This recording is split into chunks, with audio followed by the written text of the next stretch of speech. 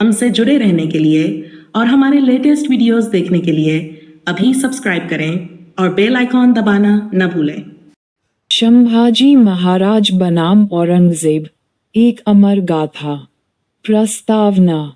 महाराज शिवाजी के स्वर्गवास के बाद उनका पुत्र संभाजी महाराज मराठा साम्राज्य की गद्दी पर बैठा।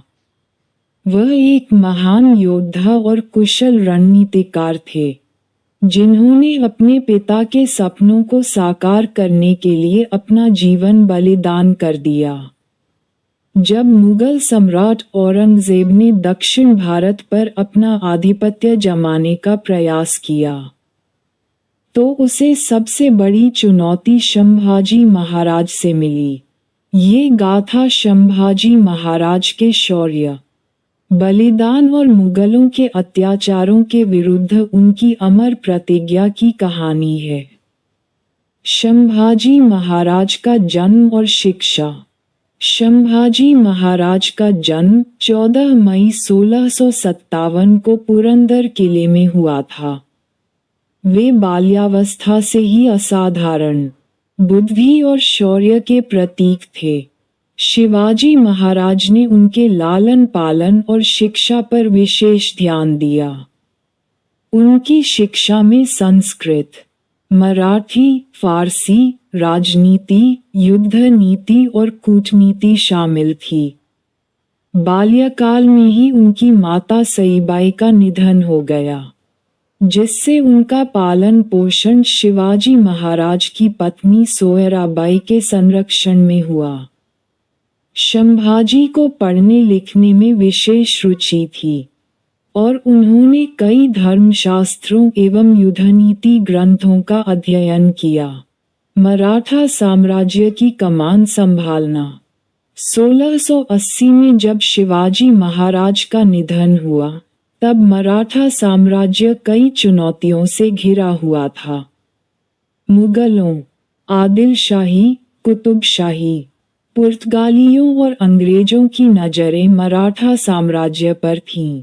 संभाजी महाराज ने अपने पिता की विरासत को बचाने और हिंदवी स्वराज्य को सशक्त बनाने के लिए अपना सर्वस्व समर्पित कर दिया। हालांकि उनके राज्याभिषेक को लेकर मराठा दरबार में मतभेद थे। उनकी सौतेली माता सोयराबाई चाहती थीं कि उनका पुत्र राजाराम सिंहासन पर बैठे, लेकिन संभाजी महाराज के समर्थकों ने इस षड्यंत्र को विफल कर दिया और उन्हें सिंहासन पर बैठाया। संभाजी महाराज बनाम औरंगजेब। मुगल सम्राट औरंगजेब का सपना था कि वह पूरे भारत को अपने शासन के अधीन कर ले। शिवाजी महाराज के रहते हुए यह संभव नहीं हो सका था, लेकिन शिवाजी महाराज के निधन के बाद औरंगजेब ने सोचा कि अब मराठा साम्राज्य को हराना आसान होगा। औरंगजेब की दक्षिण नीति। 1681 में औरंगजेब ने अपनी विशाल सेना के साथ दक्षिण भारत पर चढ़ाई की। उसने बीजापुर और गोलकुंडा जैसे राज्यों को अपने अधीन कर लिया, लेकिन जब उसने मराठाओं के खिलाफ अभियान छेड़ा, तो उसे भारी विरोध का सामना करना पड़ा। संभाजी महाराज ने अपने पिता की गुरिल्ला युद्ध नीति को और अधिक प्रभावी बनाया। वे अचानक आक्रमण करते, दुश्मन की सेना को तोड़कर पीछे हटते और फिर से हमला करते। इस रणनीति से मुगलों को लगातार हार का सामना करना पड़ा। संभाजी महाराज की विजय गाथाएं। बुरला का युद्ध 1682। औरंगजेब ने अपने सेनापति शहाबुद्दीन खान को संभाजी के खिलाफ भेजा, लेकिन संभाजी महाराज ने अपनी चतुराई और रणकौशल से उसे बुरी तरह हराया। यह मुगलों के लिए एक बड़ी हार थी, जिसने औरंगजेब को चौंका दिया। बरार अभियान 1683। संभाजी महाराज ने मुगलों के नियंत्रण वाले बरार पर आक्रमण किया और बड़ी विजय प्राप्त की। इससे मुगलों को भारी नुकसान हुआ। गोवा पर हमला 1683।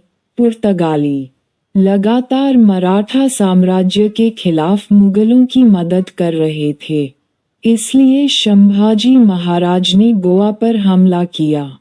ये युद्ध घमासान हुआ, लेकिन कुछ कारणों से यह अभियान सफल नहीं हो पाया।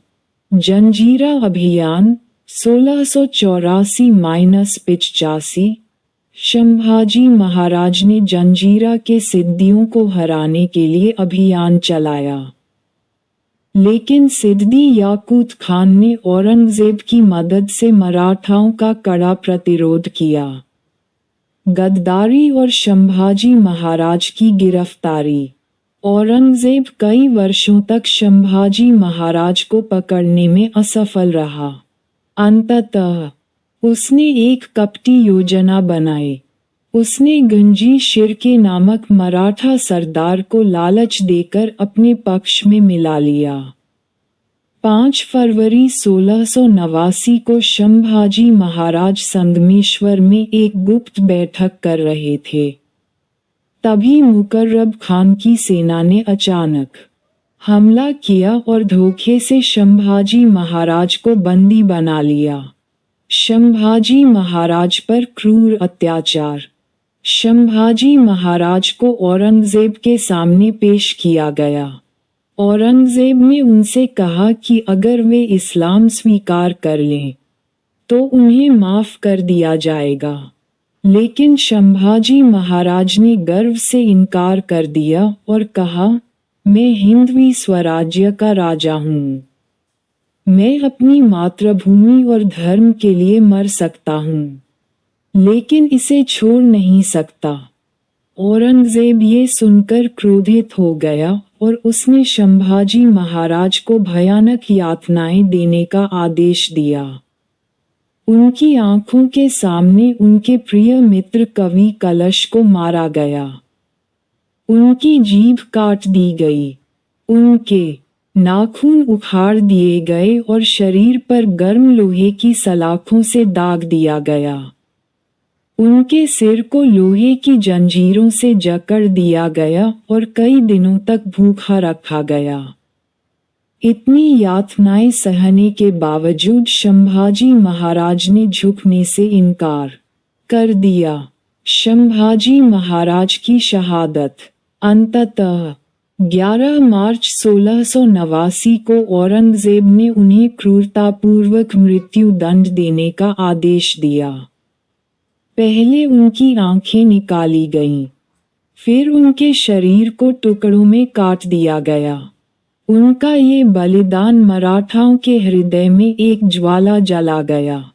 संभाजी महाराज की मृत्यु के बाद पूरे मराठा साम्राज्य में रोष फैल गया।